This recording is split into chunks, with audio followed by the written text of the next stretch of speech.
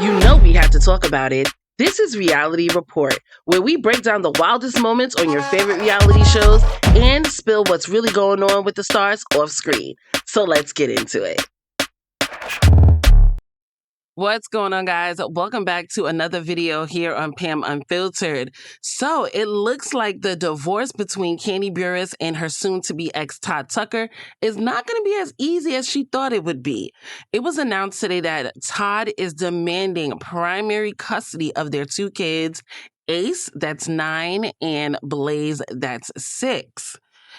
He is stating that she has many work obligations and she will not be available to take care of their kids. Now, a lot of news outlets reported this news. However, we're going to go into US Weekly and see what they have to say. So let's check it out. So as US Weekly reported, said on Wednesday, November 26th, Tucker filed a response to the divorce petition that Buress filed.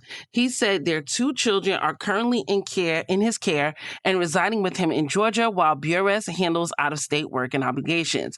Now, I don't know if you guys remember, I'm not surprised that he's doing this, first of all, because do y'all remember one season? It might have been like 2, maybe 3 seasons prior to her leaving, when she got the role in The Chi and he had a big issue because she was constantly working, constantly not home and being with them.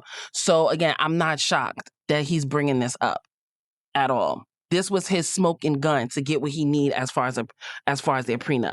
That's what I believe. But it also says the extra share son, like I said, Ace, who was born in 2016, and Blaze was born in 2019. I could have sworn Blaze was a little older than that, but okay.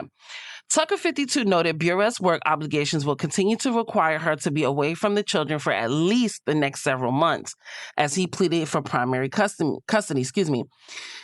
His filing noted the parties have been working cooperatively, in an effort to resolve all issues, and Tucker remains committed to continuing those discussions in good faith.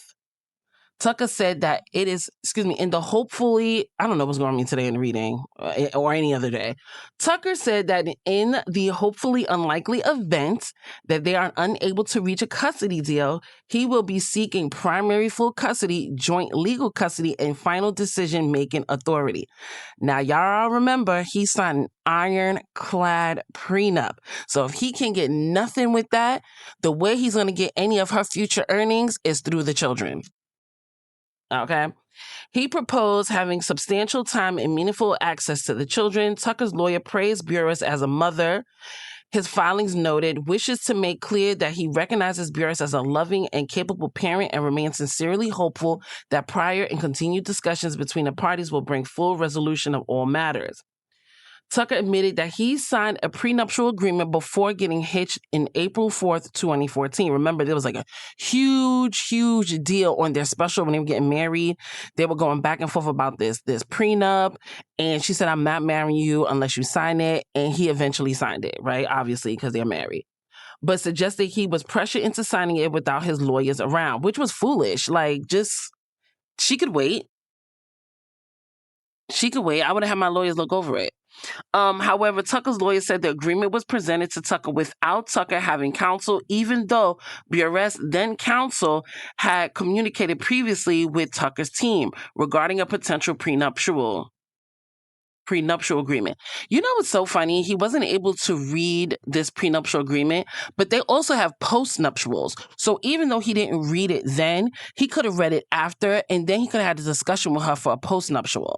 I don't know if she would have went for it, but he could have tried. But it seems here he didn't. Despite the knowledge, Buress' counsel presented the final agreement to Tucker for signature immediately before the wedding ceremony. So it was right before it. Without any notice to or consultation with Tucker's team, who had been significantly engaged in the negotiating process. These circumstances raised substantial questions concerning the enforceability of said document. Nevertheless, Tucker remains committed to working in a good faith to resolve his matter, amicable and privately to the extent possible. Now, we all know that they really work together with the Broadway shows. I don't know if they will continue doing that. We all know that the restaurants were a failure, and those were actually his idea. So I'm wondering if the restaurants were still going and they didn't fail, would he would he try to gain, or I should say he tried to, gain monetary gains through his children and contest the prenuptial agreement? I wonder. Tucker's counterclaim for divorce also demands a division of all marital assets, both real and personal, tangible and intangible, between the parties.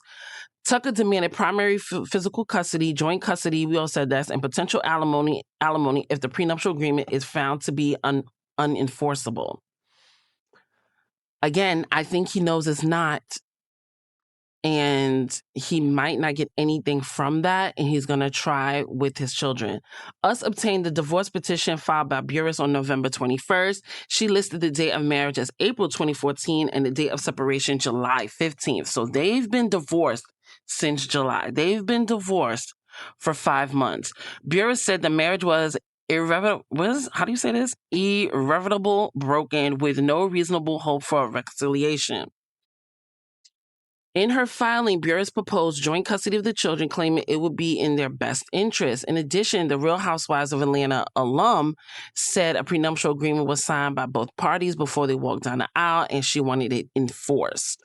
In regard to debt, Buress said parties possess debts that have been incurred throughout the duration of the marriage, which should be subjected to equitable division directed by the prenuptial agreement. She asked the court to determine the amount of any child support award. Yeah, because you guys know if the children are in her care, he has to give her child support. And we don't know. Listen, when it comes to rich people, they got to pay it really out their pocket, and I don't know if he has it. I don't know. Buress announced the split, obviously, on November 21st via People. She said, after deep, thought and a lot of prayer, I made this decision to move forward with a divorce. This is a difficult and emotional time, but my focus remains on protecting my peace, being the best mother I can be, and co-parenting with love and respect. Now, y'all, I don't know if y'all noticed, but they did spend Thanksgiving together. There was a picture of her and her family, including his daughter, his oldest daughter, but he wasn't in the picture. But word on the curb that he was actually there. He just wasn't in the picture. And I just saw earlier, now this is a rumor, that he had a girlfriend on the side. This is alleged, you guys. This is not factual, but allegedly he had a girlfriend on the side and she's pregnant. I personally don't believe that. Because again, she was on her podcast and she said that she looked at a lot of theories on what people thought and why they were getting divorced, and they were all wrong. So him cheating, the cheating allegations, I don't believe it at all. But that's a rumor out there. Just want to let y'all know that. Buress added, I'm stepping into a new chapter, pouring into my work and family and my own growth. I'm grateful to everyone who supported us throughout the years, and I ask for privacy, grace, and understanding as we navigate this transition in our life.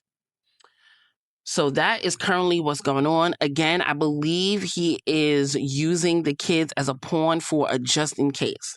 Just in case that the prenuptial agreement is ironclad and he can't get anything prior to what they earned in their marriage, which I don't understand why people even want to do that. Like, if you didn't earn anything prior to her marriage, or prior to your marriage, that's your spouse's, why do you want that so bad? That's not yours. You didn't earn it. Whatever you made within the marriage is fair game and is fair. But see, that's when Mama Joyce's voice comes in. Was she right all along about Todd? Was he money hungry? Did he use Kandi as a come up? I don't know.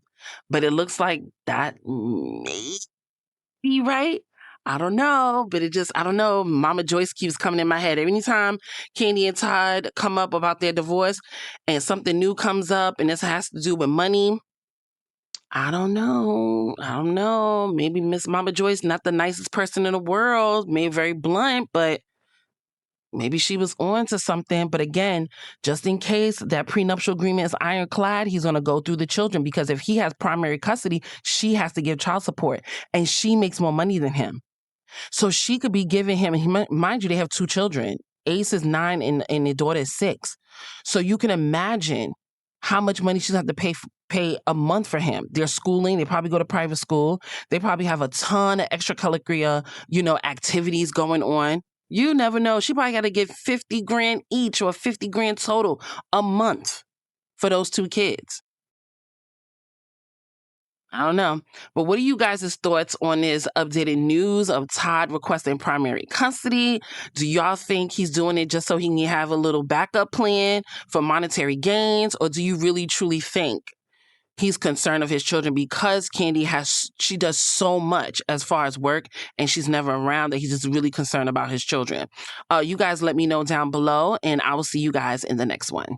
That's your dose of drama for this week's reality report. The show may end, but the drama never. Catch you next time for more chaos, more tea, and more reality.